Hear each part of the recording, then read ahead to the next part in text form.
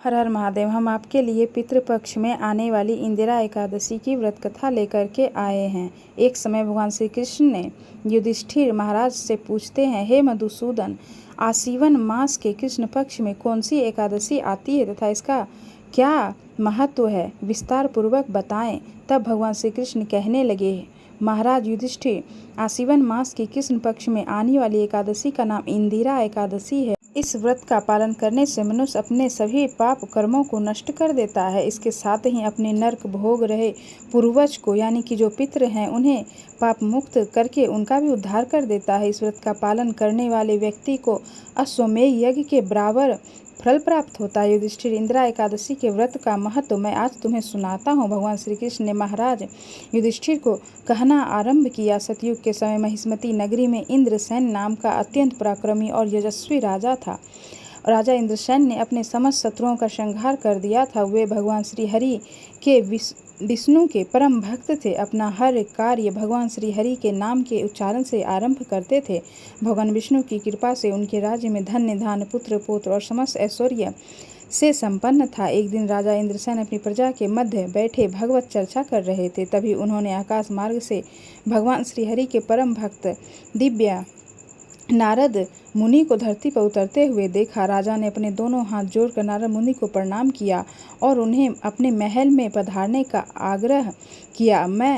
राजा इंद्रसेन ने नारद मुनि को उचित आसन प्रदान किया और उनका आदर सत्कार किया। राजा के इस आतिथ्य से प्रसन्न होकर नारद मुनि ने राजा इंद्रसेन से 3 प्रश्न किया। नारायण नारायण, हे राजन, क्या आपके राज्य के 7 अंग कुशल हैं? क्या आप अपनी प्रजा के विषय में विचार करते हैं? क्या आप भगवान श्री हरि की सेवा के प्रति अधिकाधिक समर्पित हैं? राजा इंद्रसेन ने उत्तर देते हुए कहा, हे मुनिवर, श्री हरि की कृपा से मेरे राज्य में 7 अंग कुशल हैं। मैं अपनी प्रजा का संतान की तरह पालन पोषण करता हूँ और अपना अधिकतर समय भगवान श्री हरि विष्णु की पूजा में भक्ति में समर्पित करता हूँ।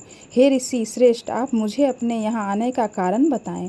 तब नारद मुनि बोले, क्या है ना राजन, जब मैं ब्रह्मालोक से यमलोक में पहुंचा तो वहां मैंने यमराज की सभा में आपके पिता श्री को देखा।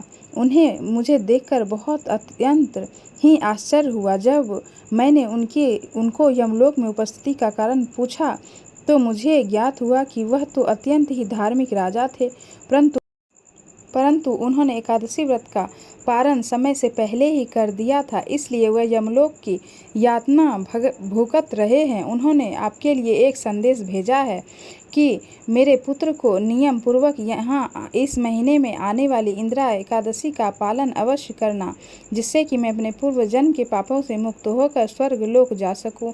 नारद मुनि आगे बोले, हे राजन, मैं तो यहाँ आप तक आपके पिताश्री का संदेश पहुँचाने आया हूँ, जिससे आप एक आदर्श पुत्र बनकर आने वाली इंदिरा एकादशी का व्रत का नियम पूर्वक करें और अपने पिताश्री को यमलोक से मुक्ति दिला सके। नारद मुनि की बात सुनकर राजा इंद्रसेन जिज्ञासा पूर्वक पूछने लगे, हे मुनिवर, इस एकादशी का व्रत और इसका पालन कैसे करना चाहिए? कृपा करके मुझे उसका ज्ञान प्रदान करे। तब नारद मुनि बोले, आश्विन मास के कृष्ण पक्ष में आने वाली यह इंदिरा एकादशी है। 10वीं के दिन भगवान विष्णु की श्रद्धा पूर्वक पूजा अर्चना करें, अपने पूर्वजों को यज्ञ आहुति अर्पण करें।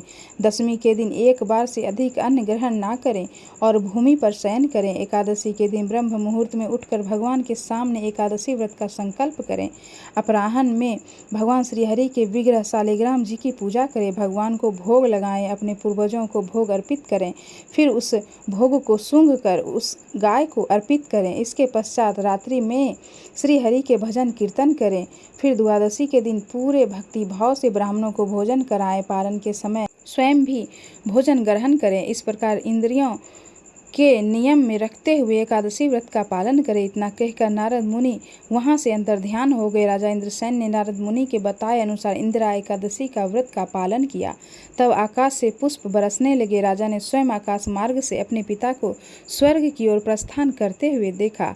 यहाँ पर यह कथा समाप्त होती है। भगवान श्री कृष्ण बोले, हे युधिष्ठिर, इस प्रकार इंदिरा एकादशी के व्रत का पालन कर राजा इंद्रसेन ने स्वयं भी वैकुंठ लोक को प्राप्त किया।